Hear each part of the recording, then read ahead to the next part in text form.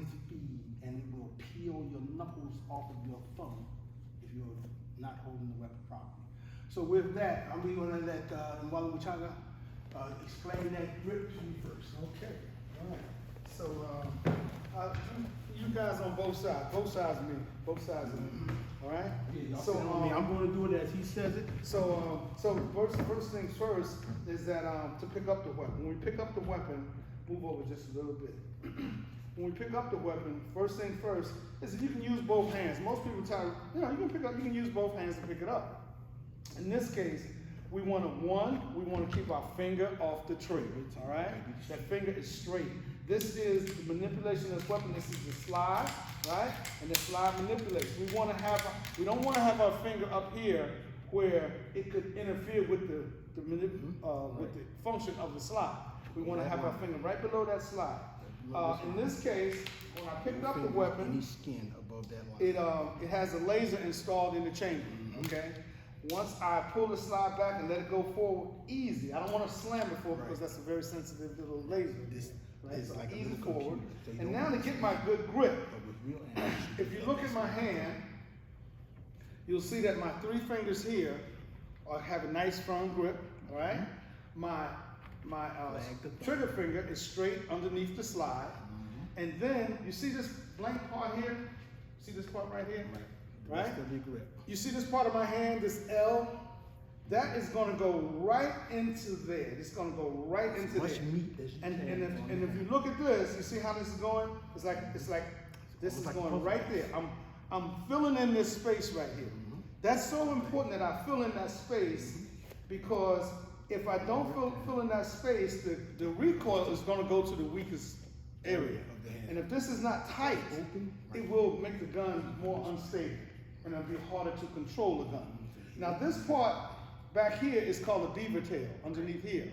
We want to have the webbing of our finger, of our thumb, we want to have it all the way up under here.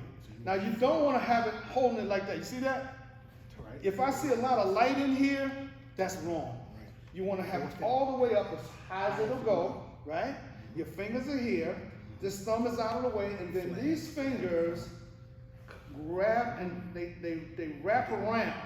They wrap around and they grab those thumbs. See how my thumbs are pointed towards the target? Thumbs down range. So now back in the back here, we want to close the back door.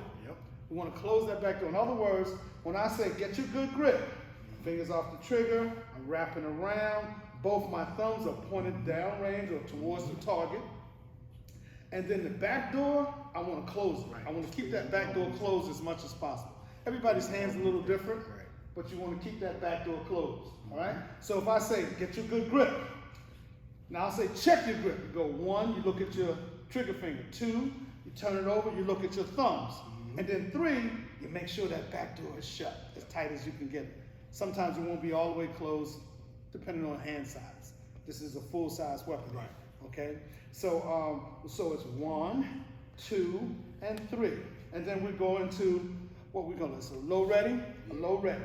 Low ready is not up in the air, it's not down at the floor. It's kind of like straight towards, it's going straight towards, it's level going towards the target, okay? Let me interject for yes, sir. China. The reason we showed you is because at an actual firing range, things are very strict, understandably so. All right, so they won't let you do this at a range, high ready, because the ceiling's up there. They won't let you do low ready at the range because the bing, bing, right? So at the range, this becomes low ready because the weapon muzzle must always be pointed down range.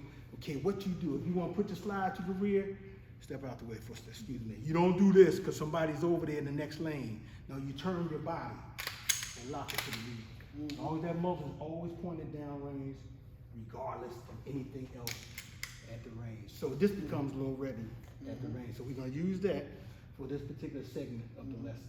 Right?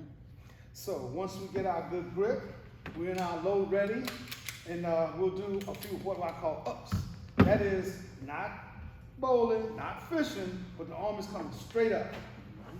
And before, I want to interject something else real fast. This is important for everybody to know. Master eye. I want to cover that. What is your master eye? You have, one eye is usually dominant over the other, okay? And to find out when you're going to shoot, when you're going to aim, your dominant eye is usually going to be the one that does the actual aiming. So to find out what your dominant eye is, or your master eye, we put our hands like this, see, and make a little hole, make a little bit of hole. So not a big hole, but a little tiny bit of hole, right? And put it on a target, like put it on one of those flags, or stick a target over there, right? Everybody got that? Little hole, right? Got it on the target. Now, bring it back to your face. What eye did it go to? Right. Left. Went to your right eye? What eye did it go Left to? eye, okay. Right eye. Now, You got a left ID over here. okay, here's this thing.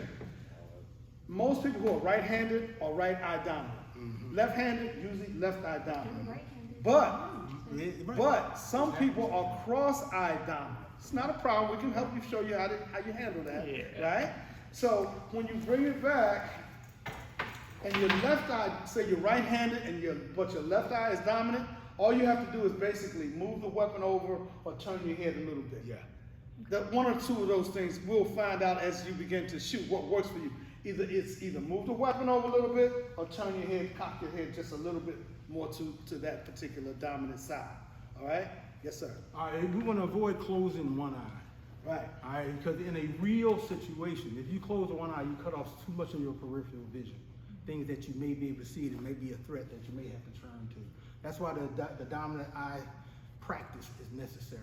And if you keep doing it long enough, your eyes are going to take over. I have a certificate for a guy in there who's cross-eyed dominant, and he shoots like this, but he hits. So Right, it's not right.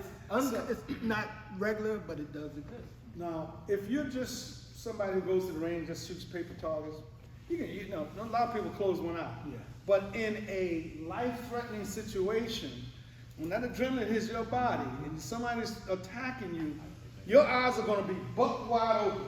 So we train the way that we would have to apply. We train we shoot with both eyes open. At first, you have to get used to it, and you have to do it enough so that you become comfortable with it. But once you become comfortable with it, you draw that weapon, both eyes are open. You still have all your peripheral view, as he said, and you can be very effective with both eyes open. All right? So now, with that said, I'm going to take it, I'm going to load this with an empty magazine. All right? I'm going to get my good grip. I'm going to check my grip. 1, 2, and 3. Now I'm just going to give a couple practice shots. I'm just going to push out, line those 3 dots up, even height, even light. And I'll just come back. I just do that a few times and come back. Now I'm going to give them a couple of shots.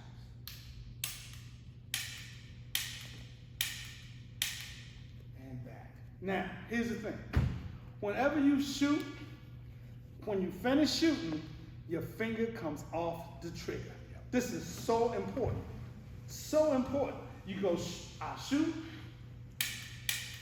and then my finger will come off the trigger back to straight, and I'll say, finger off the trigger and back. I'm planting that seed in your mind that every time you finish shooting, your finger automatically comes off the trigger. Automatically comes off the trigger. Took one lady to the range, first time there, she was shooting, doing great, and she went bam, bam, bam, and she left her finger on the trigger, and when she pulled the gun in, it did that. Oh my God, that's what we call a negative discharge. You didn't mean to do that. Right. And the only reason you did it is because you didn't take your finger off the trigger. So make sure that when you pull it, you say finger off the trigger and back. I want you to say it out loud. Will you give me a couple of shots? 2 shots. Bam, bam. Finger off the trigger and back. That's how I drill my people. That's an important drill because you need to know when I'm not shooting, my finger's off that trigger. Okay? So, Bay, is there